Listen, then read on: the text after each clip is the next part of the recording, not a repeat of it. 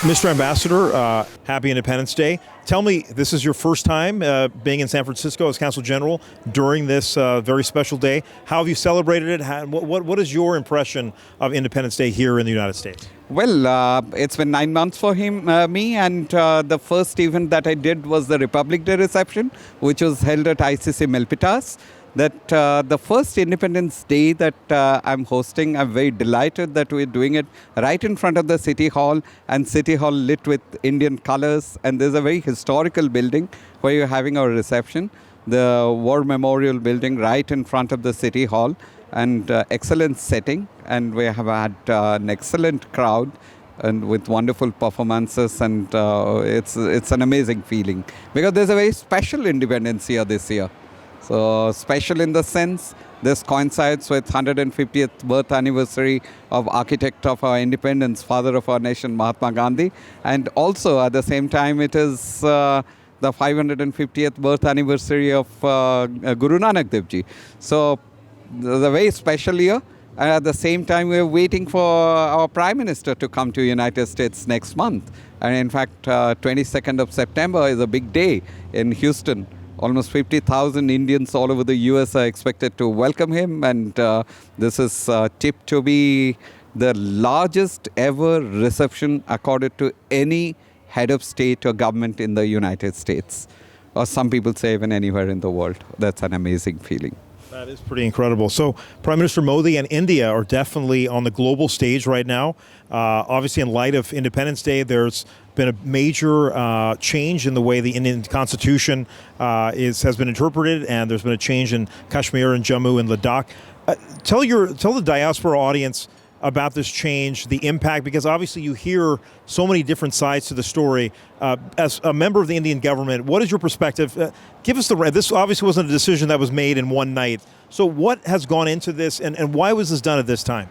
Tell me, how many people know that this, when the constitution was enacted, when Jammu and Kashmir access to India, that this was kept in the constitution as a temporary provision.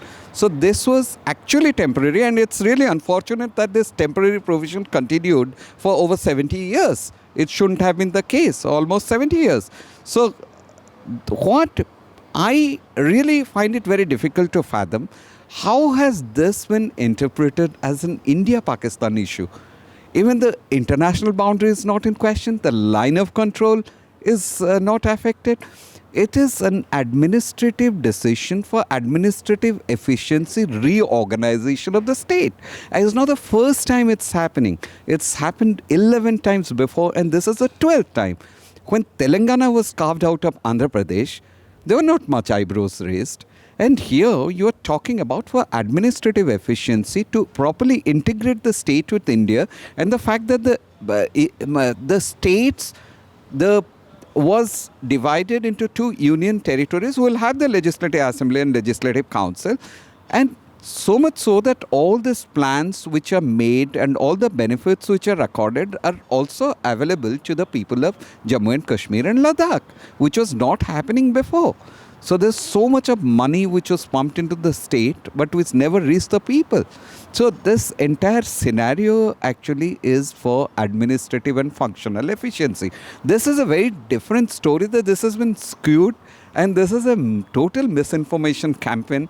And how this India-Pakistan narrative came about, really one is amazed that people could think in these lines. But obviously when you come from a third-party perspective, like here in the United States, it all started with Prime Minister Imran Khan meeting with President Trump, and President Trump brought up Kashmir, and all of a sudden, here we are, and Kashmir has been debated about for 70 years. So I think it's a little bit different than Telangana from that standpoint, and I am seeing a lot on social media, a lot in pop culture, where everybody seems to have opinion about Pakistan, India, Hindu, Muslim, depends on where you are for what your perspective is, but everybody seems to have an opinion on this matter. You have folks within India that are saying the way this was handled maybe was not the best move. How do you counter that? Because there's a lot of folks in India saying, why do we do it in this manner where there's a blackout of communications and there's unrest where you have silence in the streets? You see, very unfortunate the way it's being perceived and everyone is commenting on this. And if you're talking about the initial, the blackout and the, internet blockade and all that, that was done with a specific purpose as a law and order, to keep it under control. I mean, it's just there were some apprehensions, and there were apprehensions that the cross-border terrorism will get enhanced. Some people will get take advantage of this, and that is why this was something which was a preemptive measure. But that is being eased out now, and it will be eased out in the next few days. So all these apprehensions, tell me, for my country, can't I put measures which is in the interest of my country? National interest is paramount. So all these steps which were taken was with this purpose, so that the law and order mechanism, law and order and things are in control in Jammu and Kashmir. So things are changing now. Prime Minister Khan, though, from Pakistan has said that he fears India will potentially invade the Pakistani-administered Kashmir, and he says, he is ready for that eventuality. Is that even on the docket from an Indian perspective? See, there is there's something called fact, something called fiction. I would urge you to, try to distinguish fact from fiction. If I'm trying to say something which I have a different clientele who would take it, I would say that. So I don't want to comment any further. It's not appropriate on my part. But I just also remind you that when we signed the similar agreement, India and Pakistan, it was decided that this is a bilateral matter. But Prime Minister Imran Khan also requested President Trump to intervene. And it was decided that there's a matter when there will be no third-party intervention. There's a signed agreement between two countries, bilateral agreement. So what are you trying to do by changing the, narrative on different things? It doesn't help. So has Pakistan integrated their part of Kashmir the way India, how have they handled their part of Kashmir versus the way India has handled their administered part of Kashmir? Well, I think if I start telling you that over the years after Kashmir, the area of Kashmir which is under Pakistani control, how it has been handled and what has been the development that has happened there, and how the reorganization has taken place there. India has never commented on it. India has never commented on the way it has been, in fact, if you ask me, has been the most neglected part. So there's the changes which have happened, which has really gone nowhere. But we never commented on that. So that's very unfortunate, but that's some political mileage or some international mileage is sought to be taken out of this. And Article 370, it was a temporary measure.